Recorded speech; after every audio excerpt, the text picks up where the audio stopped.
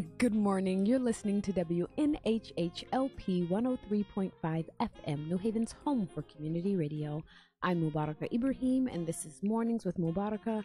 You're listening to 103.5, broadcasting live from downtown New Haven. We're also streaming live on TuneIn Radio and newhavenindependent.org. You can also find our live streams on the New Haven Independent Facebook page, as well as the Fit Muslima Facebook page.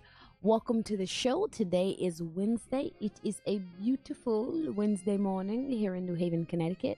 We are enjoying the weather, and at least it's a little less hot than it's been, because we have had some sweltering heat here in Connecticut, which sounds really weird because people think of like New England and it's cool and we complain during the winter time, but now we're like, okay, maybe we can just lose a little cool down. We don't want the full blast of winter. But here's the other thing that I'm actually a little nervous about is I was reading the other day that according to the Farmer's Almanac, that we're supposed to have a particularly hard winter. So we are kind of hoping that the Farmer's Almanac isn't really true this year, because last year it seems like winter lasted forever. Like, it just seemed like it wouldn't go away. Yeah. It was like, I said winter was sort of kind of like the stalker ex-boyfriend. Every time you thought he was gone, it was like, hey, what you doing? That was funny. Really, it was like crazy. Well, I want to thank you guys for joining and thank everybody for tuning in. It is Wednesday morning, and we are going to talk about national issues from a local level through a lens of diversity. And we are talking about diaper need today.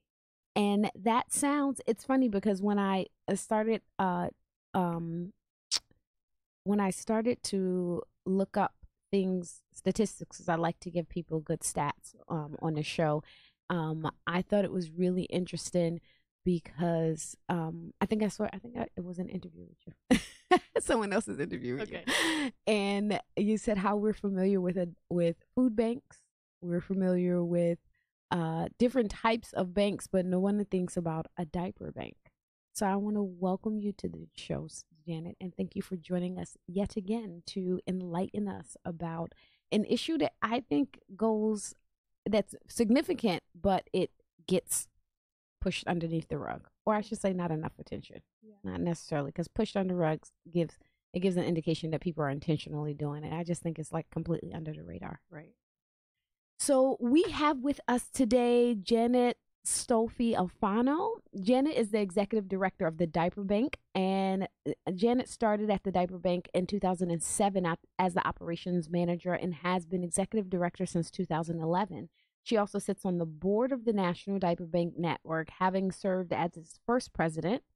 Alfano is the vice chair of the steering committee at the Connecticut Early Childhood Alliance and is the board chair of the Connecticut Alliance for Basic Human Needs.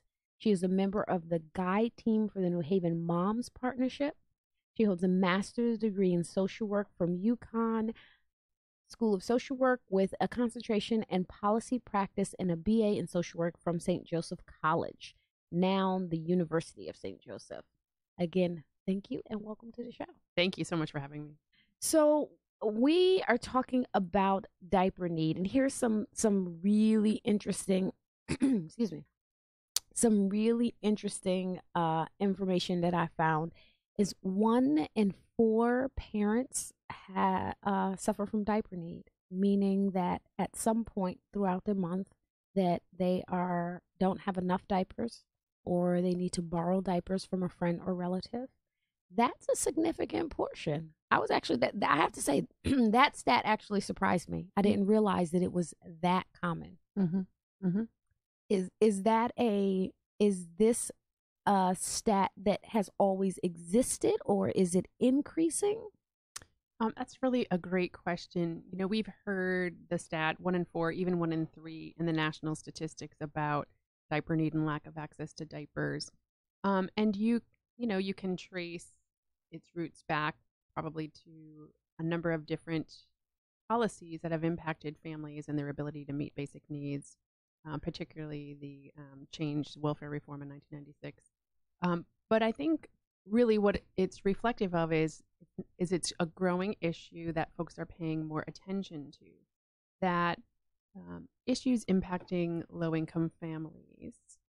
Ask a low-income family, and they would have told you probably at any time how expensive and how difficult it is to meet the basic needs of the family, particularly in those early years when, the 0 to 3, those really pivotal time for development of a child.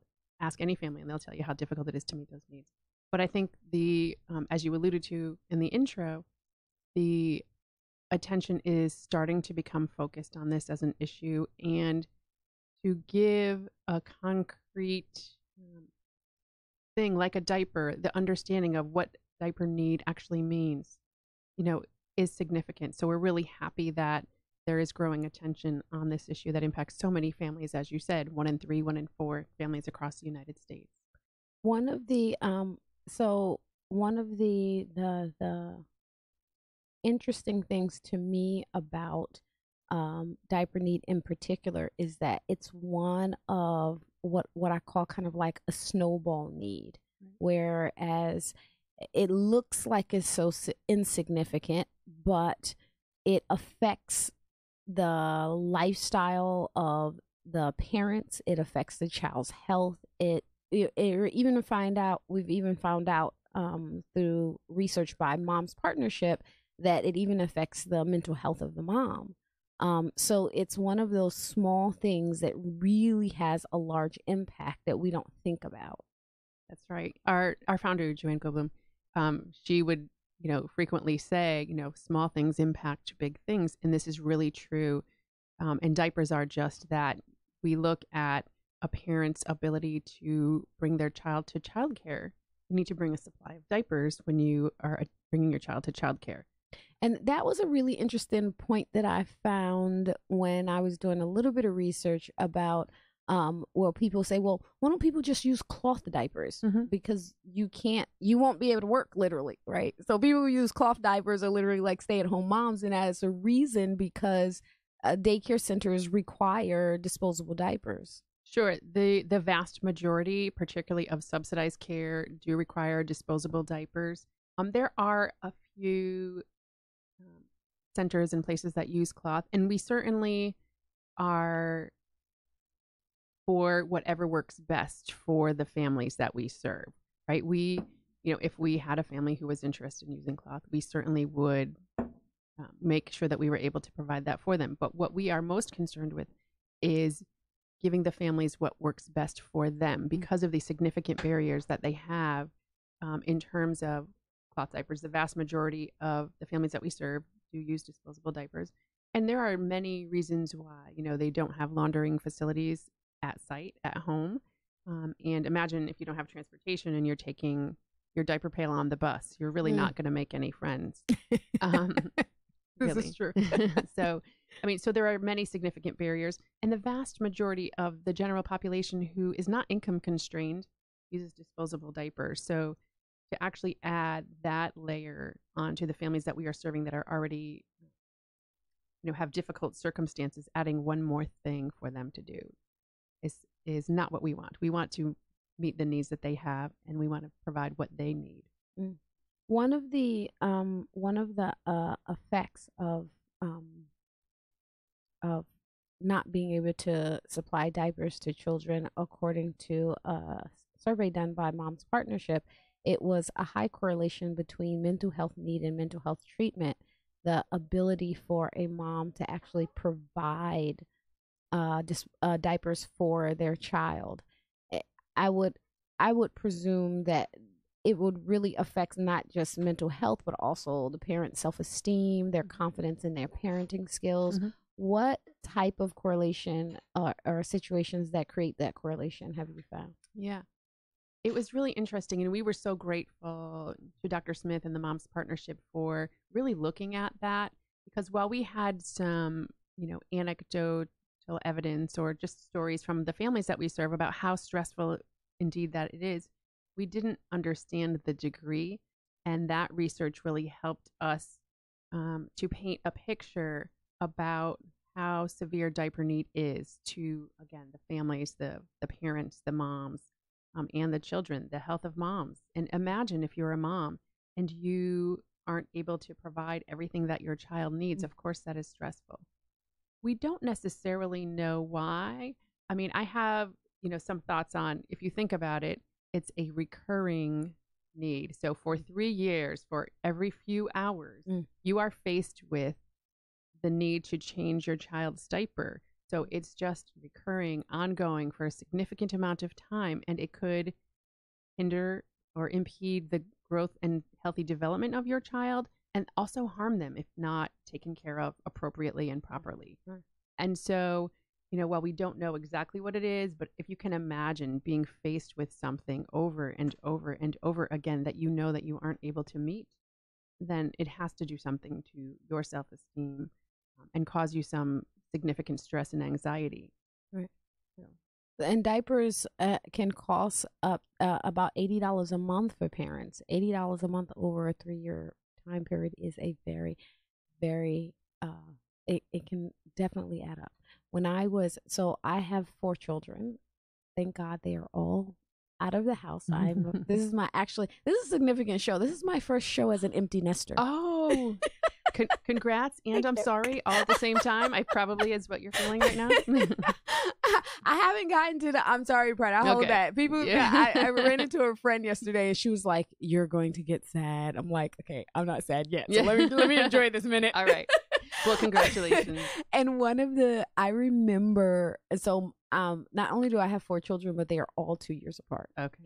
And so I was always potty training one 8 and 9 months pregnant because I literally was like, we cannot afford to buy 2 diapers, right? So all my kids were potty trained by the time they were 2 years old because it was actually part of a financial need. Sure. Right. Yeah. And so I can just imagine. So I remember that stress of, oh my God, diapers are so much. And now they're even more. I haven't had a kid in diapers in 15 years. But now it's like it's even more. So I can imagine not just the stress of if I'm not able to change my child, they can possibly get sick or have a rash or things, but also the financial end of having to afford to go and buy diapers. Right. And for some of the families that we serve, you talk about having, more than one child, or, we see folks taking in a family member's children, sister, brother, or the grandparent because of circumstances with substance abuse or incarceration or a host of things. Folks who have not been purchasing diapers for some time and now are faced with this added expense that they really hadn't budgeted for. It can really be a shocker. I have 2 boys too, and they're 22 months apart. And I started at the diaper bank when my youngest was 3 years old. So we had just finished potty training. It was a little bit of a joke in our house. Like, we're done with diapers. What are you doing going to work for a diaper bank? But I had aspirational goals, as you did, of making sure that one was potty trained before the other one came. I was not as successful as you were. But, we were lucky enough to have resources to take care of it. But again, when you think about what families are faced with in terms of trying to budget, trying to meet these basic essentials, and then something unforeseen happens. We see that so many times, whether it's a health issue, if you have a child who has significant health needs. We had a client that we served whose child had a gastrointestinal problem and was changing constantly. And it's just not able to be handled just with a normal income, even in the best of circumstances. So it's really significant. I had my second oldest son. He had a gastrointestinal problem, and I literally went through 10 diapers a day. In addition, he needed a special type of formula. Right. The fortunate thing for me at the time was that my pediatrician actually enrolled me in a study for the formula, so I was able to actually get the formula for free. but I could not have imagined having to afford this formula and diapers. Like that would have been a huge problem. Yeah. At the time, the formula that he needed was not covered under any insurance or anything. And thank goodness, actually, it's really interesting. So this is a complete side note about how, like, when my son, who is now 22, at the time that the company who made it was trying to get insurance and WIC and everything to cover it. So they enrolled us. They wanted a study done, and we actually got the milk for free. Here, some 20 something odd years later, I have a nephew who now gets the milk for free. Wow. Because he has and lots of allergy and a gastrointestinal problem. So it was really interesting how it kind of like came full circle. Yeah. But that alone, but the milk would have cost like $150 a month. And then that on top of probably at the time $50 of diapers would have really put us in a significant financial situation. So I can imagine, and I've experienced kind of like this huge, the unexpected. So because who would expect that their child have allergies or of all things that you have to afford, extra diapers. Right. So I can certainly see that being a huge deficit for parents. Yeah. Yep. And we see, if you look at some of the grocery stores or the local pharmacy, the formula is locked up as one of those items that is, very expensive. And it's just interesting. That says something about us as a country. But yeah, very expensive. When we talk about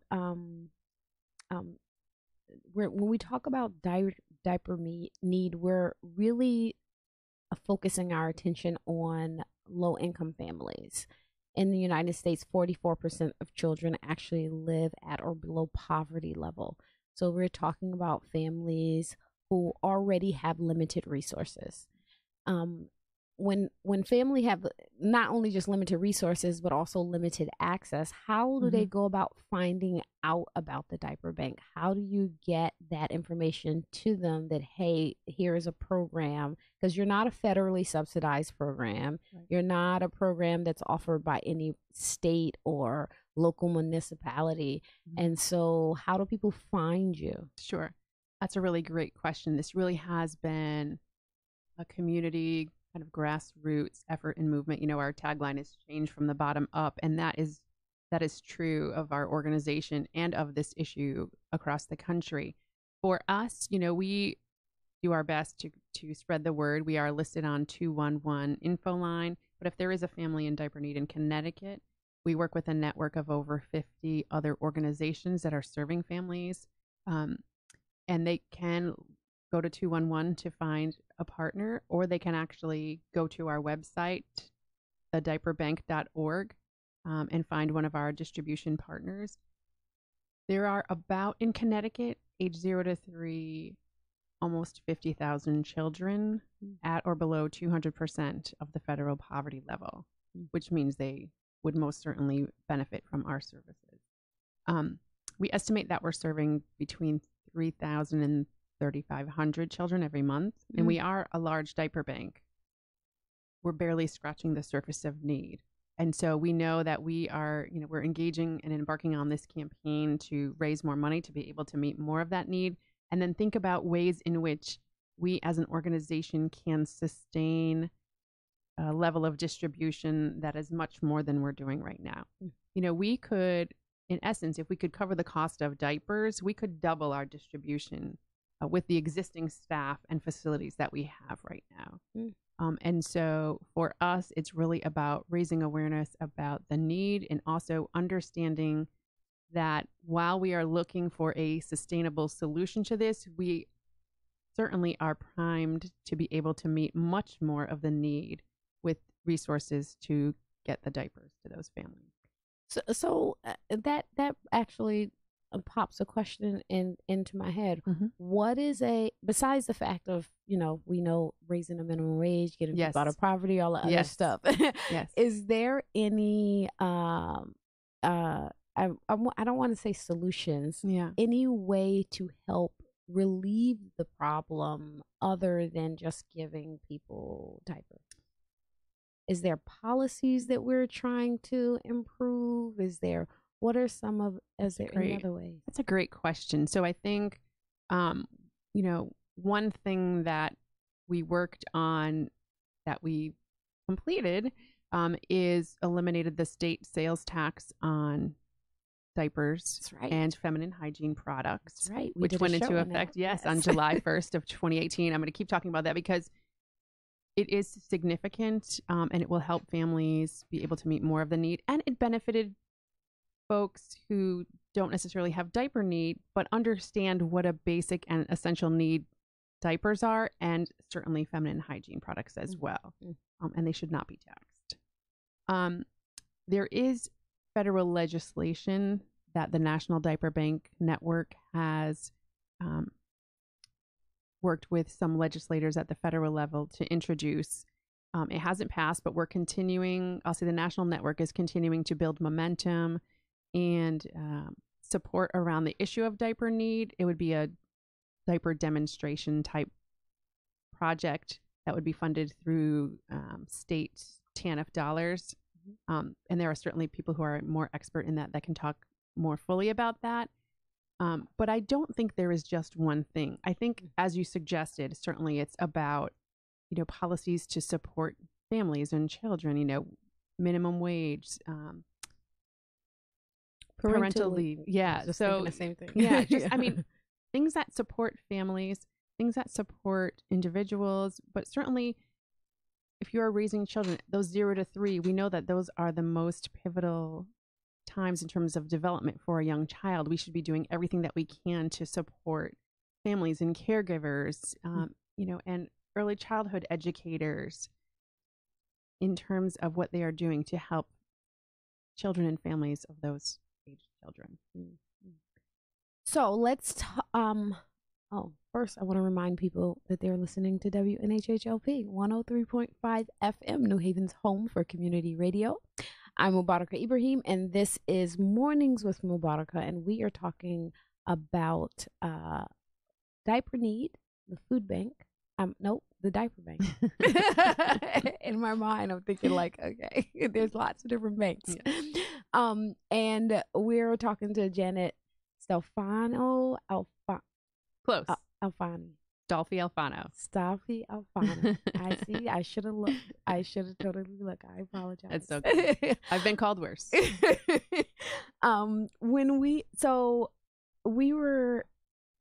You mentioned working on a federal level, which reminded me during the previous Obama administration, there was a push, I think, towards the end of his administration to bring awareness to diaper need.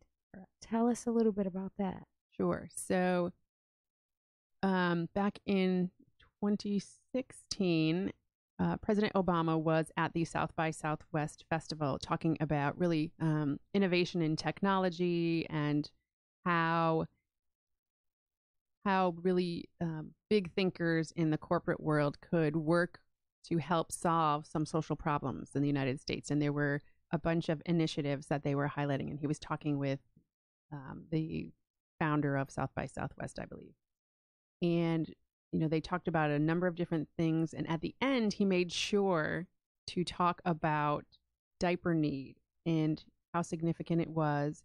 And the initiative that they were speaking of was this partnership between the National Diaper Bank Network and this Jet.com and a diaper company to help nonprofits, separate from diaper banks, but even, some smaller nonprofits who had worked with families that have children 0 to 3 to be able to purchase a diaper at a significantly reduced rate. And it was really significant and wonderful, first and foremost, just to have the President of the United States talk about diaper need in such a public way, in a public forum, and to just acknowledge it was really significant for us. But to actually bring together folks in the public and private sector to really think about this problem and just try to be innovative and come up with, something that could help. It's again, it's not one thing that's going to eliminate diaper need in the United States. And the intent isn't necessarily to have diaper banks, everywhere meet the need, but that it really has to do with creating policies, whether that is governmental policies, whether it's corporate policies, to be able to help families meet their basic needs. So we were thrilled that President Obama took that on. Did it make any, did you see any change in interest of companies contacting you in donations? Did that make it, or is it just like a general awareness that it brings? I think that it laid the groundwork for other companies to work with the National Diaper Bank Network to offer a similar program through the network. But it allowed nonprofit organizations of different types and different sizes to be able to think about and act upon and practice helping to provide this basic need within their own organizations. So that was instrumental. What I talk about when I'm talking with other folks in the nonprofit world of different types of organizations is to say, we may be able to partner with you and we may not, depending upon the resources that we have available, but that doesn't mean that you shouldn't be thinking about diaper need on your own. Write it into your budget. Think about the things that maybe you have clinical services and a family is not able to, make the appointment or do the task that you have assigned to them. Well, what are the barriers that are inhibiting or prohibiting that person from meeting that? Is it they don't have transportation? Is it they needed to save that money that they would spend on the bus for the laundry? So really think about what are those concrete things that could be keeping an individual or a family from progressing forward in what you see as their next task in their development. Right. When you so earlier you mentioned that the diapers that you're able to supply in Connecticut. First, I also want to point out that you are the National Diaper Bank Network, so people can go to if they're not in Connecticut, they can go to your website and find other diaper banks. So two parts. So I'm the executive director of the Diaper Bank of Connecticut. We are a member organization, and we are a part of the National Diaper Bank Network. Okay. So if you are not in Connecticut, you can go to the nationaldiaperbanknetwork.org and find out if there are resources near you. Okay. Or if you're interested in volunteering with one of those amazing organizations across the country, please do so. Or support them financially, support the national network or the local community diaper bank, because they are really doing amazing work on the ground across the country. When you were mentioning that you're only scratching the surface, so you're only scratching the surface because you aren't able to get enough diapers to supply? Do you just not have enough physical resources of the diapers to give out? So it's that certainly for the level of distribution that we do, it's a significant amount of diapers. It's over 1 million diapers a year, and for that, it has to be a purchase. We would have to double and triple our staff to actually be able to collect all of the diapers needed to distribute to the families in the sizes that they require. Okay. So for us, it means raising enough money to purchase the diapers. And as I said, we're a staff of 3 right now. We could double our distribution if we had the funding to purchase the diapers. And that brings us to the event. Yes. Thank you. I loved that softball. Thank you. I appreciate that.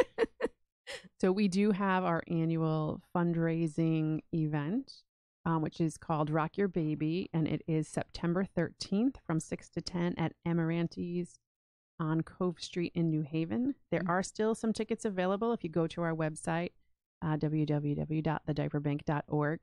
It is a silent auction and fundraising event, and it's lovely. Amaranti's is fabulous. They have wonderful food. It's a beautiful location. We've been blessed over the past, I think we've been there for about 5 years with incredible weather, which I will knock on your desk to say it looks good. I looked at the extended forecast. It does look good. It looks like a wonderful. Amaranti's is right on the beach. Right on the water. So right on the water. It's beautiful. Yeah. So we're really excited about it. And we have some, exciting auction items that we're really looking forward to having folks have an interest in. And it's really a fun time.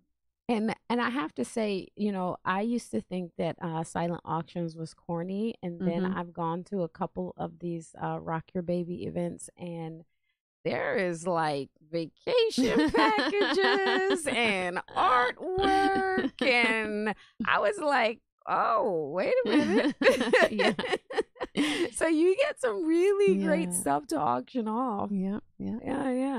And so how many times a year is this one time a year that you have? Yes. So Rock Your Baby is a one-time event. It's typically held in September, usually on the second Thursday. We may end up changing it next year to a little bit later on. This is such a tricky time of year for folks, back to school, sports are starting up. So we're looking at that, but we certainly would keep it around the same time, maybe a little bit later next year. And that's actually perfect because it's right before the Diaper Awareness Week, right? Yeah. So Diaper Need Awareness Week is a national movement to bring awareness to the issue of diaper need.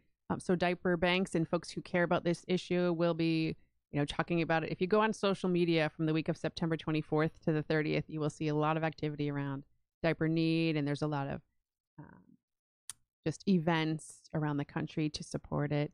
I will say that Governor Malloy issued a proclamation to declare Diaper Need Awareness Week.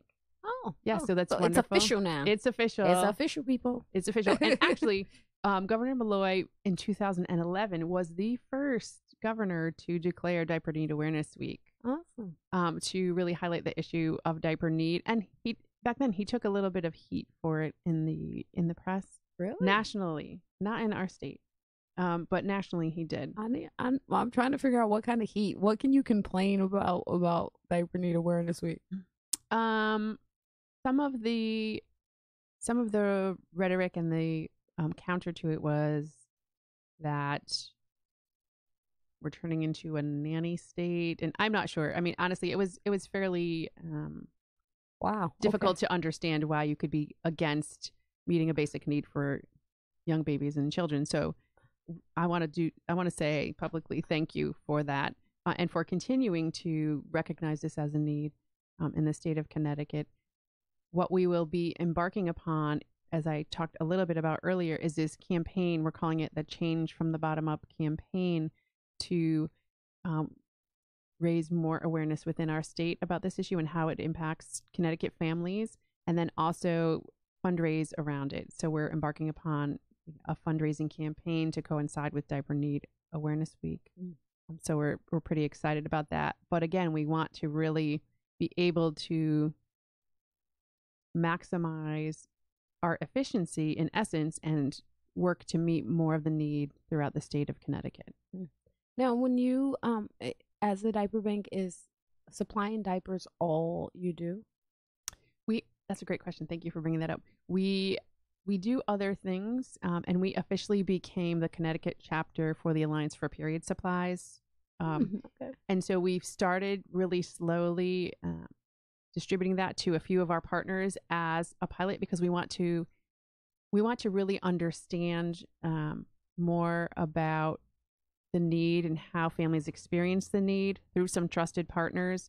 And we are also doing some research along that the National Diaper Bank Network and the Alliance for Period Supplies want to look at as well, so that we are well informed about how this need impacts the families that we are already serving, and then think about, are there other natural partners that we can distribute. But we want to be a little bit informed before we branch out.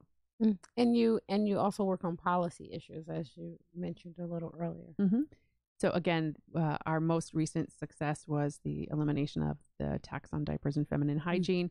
But certainly we want to make sure that we are both learning from and contributing to efforts that already exist. In particular, I'm thinking of the Early Childhood Alliance. The Connecticut Early Childhood Alliance is made up of really folks from all different areas who care about issues impacting children from 0 to age 8.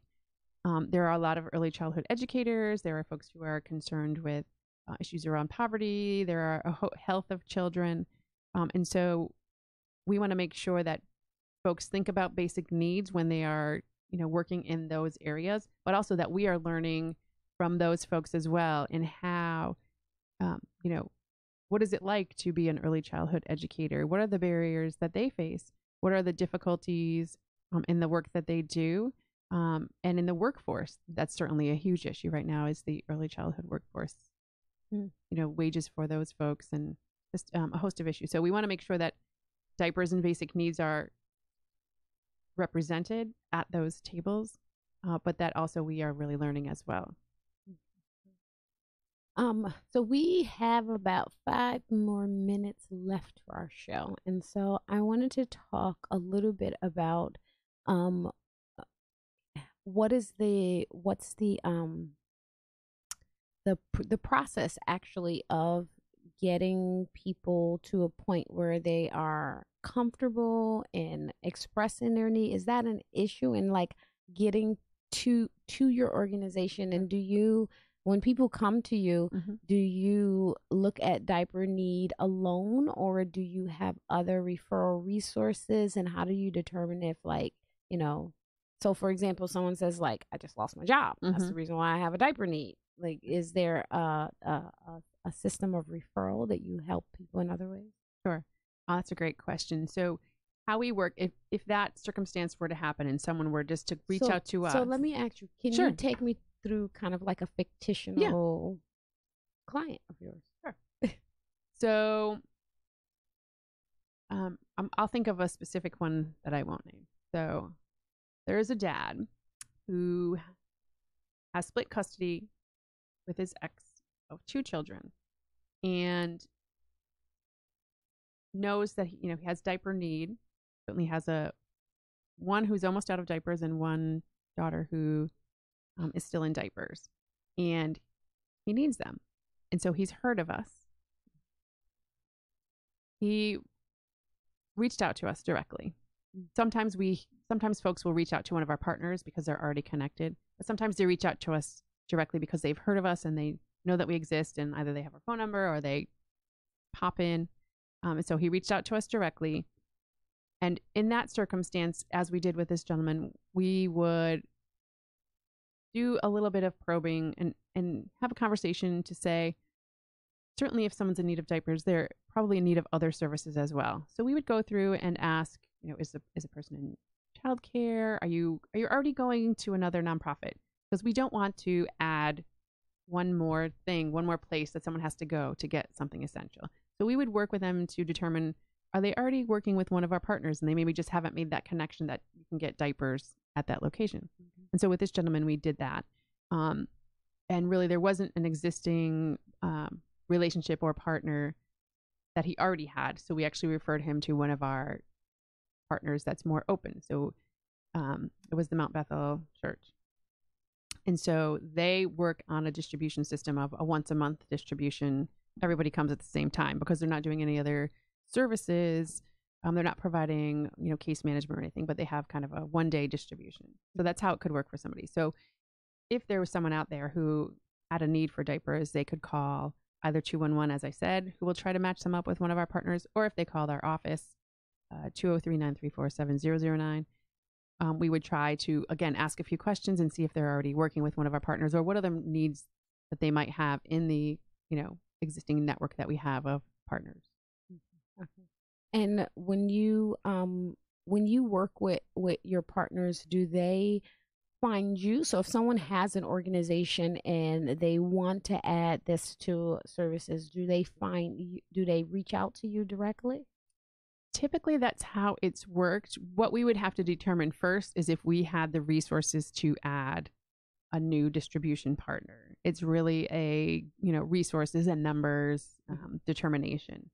How it has worked is that we have a long list of folks who certainly have an interest in providing diapers. So again, to what I spoke of earlier, we could be ready to double our distribution fairly quickly because we know we have partners that we have done our first vetting round with. If that is the case, as I suggested, those agency partners, we would work with them. We would fill out an application. We want to ensure that they're a 501c3 in good standing, that they would have the ability to store diapers that was in a secure location within their organization, that they would be willing to do a level of reporting back with us so that we can help raise more funding, and continue that distribution. We would never want to start distribution that we couldn't sustain over time. That's really important to us.